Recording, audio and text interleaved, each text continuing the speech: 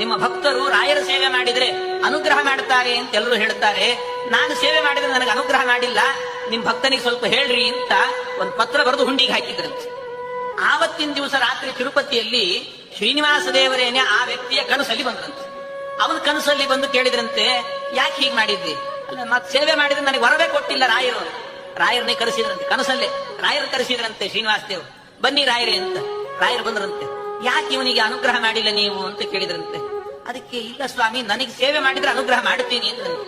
ಸೇವೆ ಮಾಡಿದ್ದಾನಲ್ಲ, ಅದಕ್ಕೆ ಇಲ್ಲ ಸ್ವಾಮಿ, ಸೇವೆ ಮಾಡಿದ್ರೆ ಲಿಸ್ಟ್ ಅಲ್ಲಿ ಬರೆದಿಟ್ಕೊಂಡಿರ್ತಾರೆ ವಾದೀಂದ್ರ ತೀರ್ಥರು, ಅವ್ರನ್ನ ಕರೀಬೇಕಾದ್ರೆ ವಾದೀಂದ್ರ ತೀರ್ಥರು ಬಂದ್ರಂತೆ. ವಾದೀಂದ್ರ ತೀರ್ಥರನ್ನ ಕೇಳಿದ್ರಂತೆ, ನೋಡಿ ಏನಾದ್ರೂ ಸೇವೆ ಮಾಡಿದ್ದಾನೆ, ಇವನ ಹೆಸರಿದೆಯಾ ನೋಡ್ರಿ ಅಂತ.